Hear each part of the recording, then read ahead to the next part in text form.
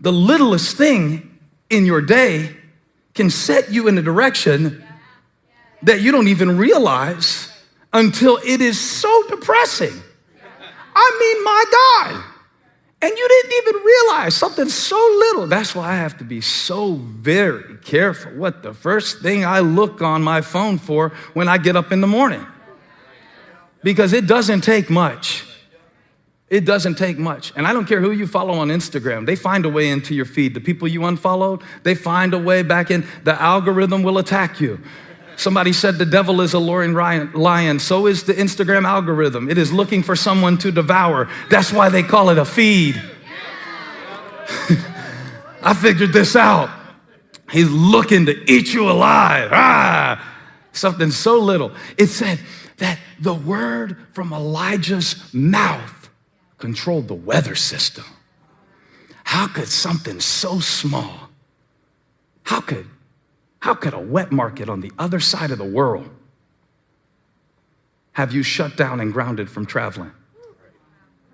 There's never been a better time for me to preach this message that I want to preach today, because everybody has to agree in this moment, if you've never agreed before, that the littlest thing in your life or the littlest thing in someone else's life can affect you in a way. I'm telling you right now that the littlest things in your life right now, if you can receive this word from the Lord today, are controlling the things. And maybe we can help make this connection through studying Elijah a little bit. Controlling the things that you have no control over. And I'll do my best to break it down as we move. I've always read Romans 8:28 with a very specific categorization. Romans 8:28 is my favorite Bible verse because it gets me through anything. It says that all things work together for the good of those that love God and are called according to his purpose. How could I have quoted it for so long and only seen it through the lens of good things and bad things? I always read Romans 8:28 that all things, whether good or bad, work together for the good for those who are called according to God's purpose. Now I realize that Romans 8:28 doesn't just apply to good things and bad things. It applies also to big things and little things. Turn the lights on and wake them up. I can't get any help out here. It said all things. Turn the lights on and wake them up. Do something. Pull the lights up because it's sleepy out. Yeah. That's better. I need to see y'all sleeping. Y'all are sleeping on me. I'm about to clear out the whole room. It doesn't just mean good things and bad things. It means that the big things and the little things, and that's why you cannot despise the day of small beginnings. Because everything little leads to something big. That's how you got here. I'm gonna give y'all a minute for the YouTube delay. That's how everything you see got here. It started with somebody's thought. An impulse in the brain that you cannot even see with the human eye. A virus has shut down the world. Show me a coronavirus. You can't. Show me the effects of it. You can't get away from it. How can something so little affect something so big?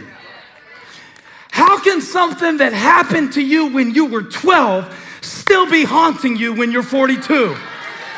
How can something so little control something so big? And that's the lens at which I was looking at the prophet Elijah's life. I was saying, he controlled the weather with his word. And I thought about how our words control the weather. How when we speak things, when we say things, when we say them not even out loud, but to ourselves, it affects the weather of our heart. Yeah. How can a little thing like a thought lead you down a track? I mean, it's such a little thing, but little things lead to big things. Little things lead to big things. So the prophet Elijah prophesies a drought in It's a wonderful story, and we could elaborate on it for days, but we just want to talk about this little instruction that God gave him in verse 2. Then the word of the Lord came to Elijah, leave here, turn eastward, and hide in the Kerith ravine east of the Jordan. Okay. That verse right there, it kind of sounds on the surface like God will tell you everything that you need to do in your life. But I want to show you something very interesting about how God spoke to Elijah. One time someone asked me, what do you mean when you say God spoke to me?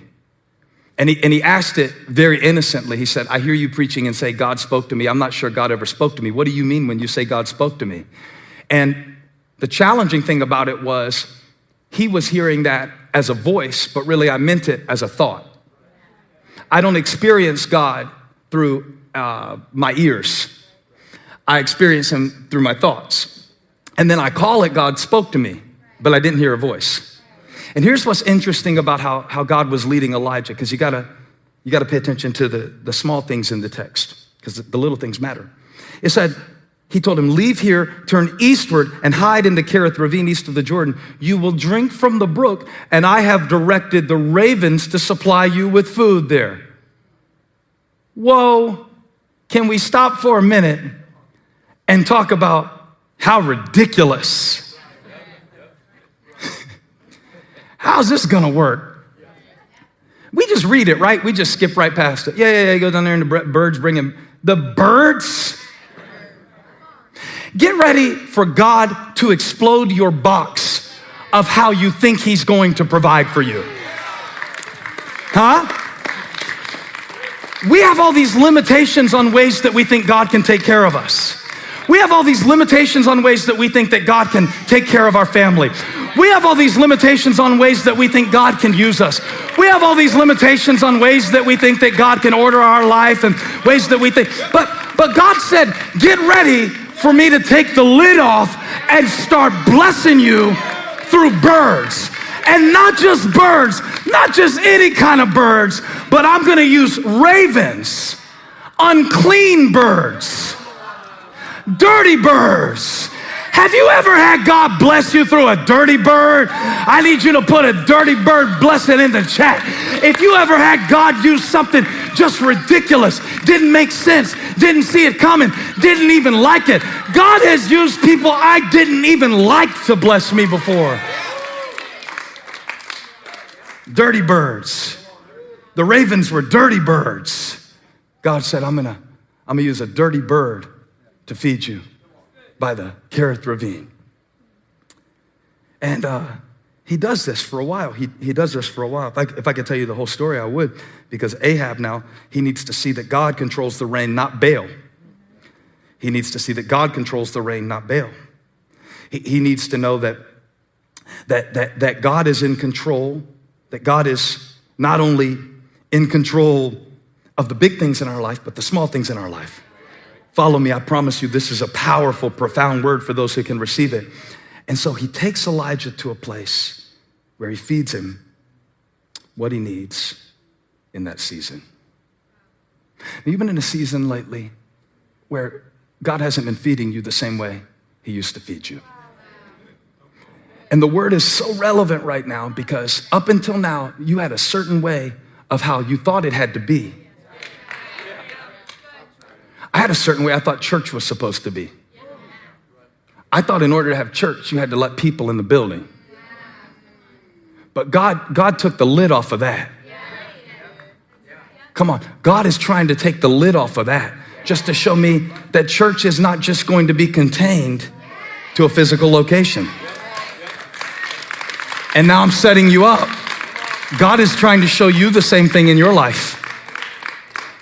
You've had some people leave you because God wanted to show you that you don't need them to make it. Less claps. Y'all were clapping when I talked about closing the church. That was weird. You just left me. Because watch what the Bible says. It says that every day the birds brought him bread in the morning and bread and meat in the evening, and he drank from the brook. But in verse 7,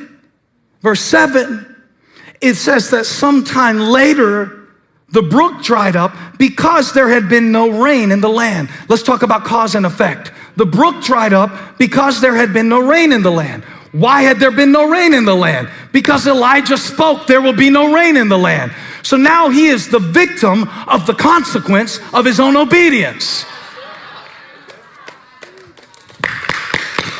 It's cause and effect. And every day he goes out to get some water from the brook, there's a little bit less. And every day he goes out to get water from the brook, it's a little bit less. And every day he goes out to get water from the brook, it's a little bit less. And you gotta be wondering right about now, when is God gonna stop it from going down? Have you been wondering that lately? Like, when is God gonna stop it from decreasing? And this is not a message for everybody. If you're living in a time of overflow, it's wonderful. I'll see you next week. I'll preach next week on living in the overflow. But this message is about the little bit. Every time he came to the brook, this didn't happen all at once. It's just a little bit less, a little bit less, a little bit less, a little bit less, until the point where one day he comes to the brook and there's nothing there. And he has to move to the next miracle. So how does God move you to your next miracle? Let me ask you a question. It's a conversation now. Do you want God to lead you? How did God lead Elijah from the brook to the widow's house? How does God get us from where we are to where he's taking us? How does he get us from the good work he began to the good work he wants to finish? It may not be the way that you think, because the Bible says that God led Elijah to his next assignment through a limitation. Get my teaching stool. We often say things like, where God guides, he provides. And he does. He'll put a dirty bird to feed you by a brook. He'll show you a secret stash that nobody else in the neighborhood even knows about. How many know I'm right about it? God will encourage you in ways that are specific to you. But just as sure as that is true, this is also true. Sometimes God will lead you through what you lose. And this is the more painful thing to talk about, but I think it's very important. Is God trying to lead you by limitations? And is God trying to lead you just as much by the doors that he closes as the doors that he opens? If the brook had kept flowing miraculously, Elijah never would have left that spot. If Elijah never would have left that spot, he never would have met that widow. If he never would have met that widow and her family would have died of starvation. If he never would have gone to Zarephath, which was right in the heart of Baal territory, he never would have got to Mount Carmel, where he called down fire and the whole nation repented. Isn't it crazy how a little thing can lead to a big thing? Isn't it weird how something can go all over the world but start with one little connection? Isn't it crazy how God can use something in your life that you thought it was bad, but later you look back and say, no, it wasn't a bad thing. It was just a thing that led to a thing. It's just a thing that leads to a thing. So all things work together for the good. So if the brook doesn't dry up, Elijah doesn't move on. If they didn't break your heart, you wouldn't have learned the lesson that you learned. If you didn't go through Goliath, you wouldn't have been ready to be a king. If you hadn't been thrown in a pit, you wouldn't have been positioned in Egypt to feed generations. You meant it for evil, but God used it for good. Put it in the chat. Take the lid off. Take the lid off. You know, we have all of these lids, or I could call it all of these limitations on the ways that we think God can move. And if it feels good, we think it's God. And if it feels bad,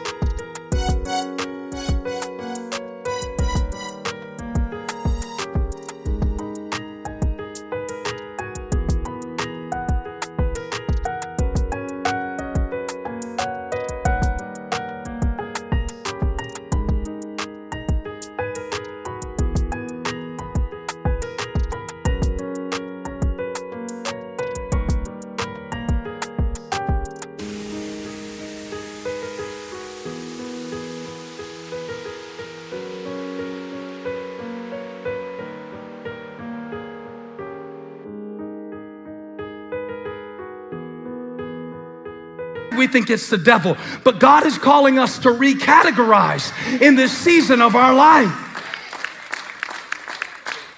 I prove it to you.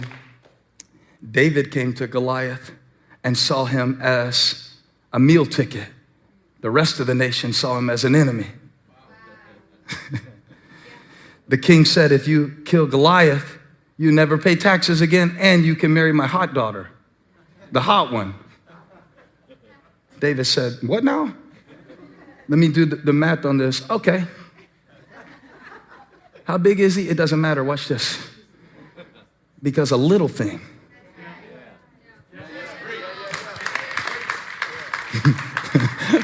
I'm waiting on him to catch up.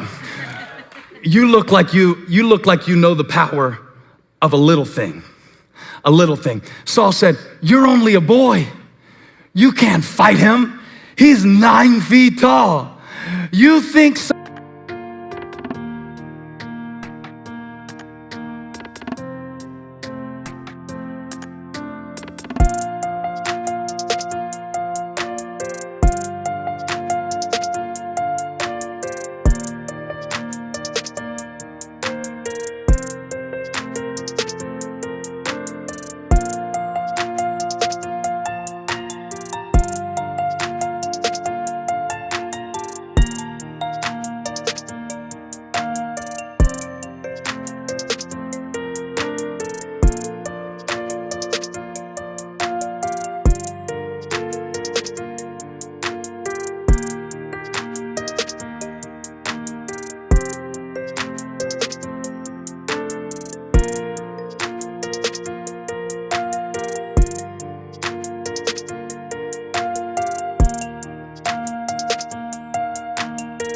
Somebody as little as you can kill somebody as big as him?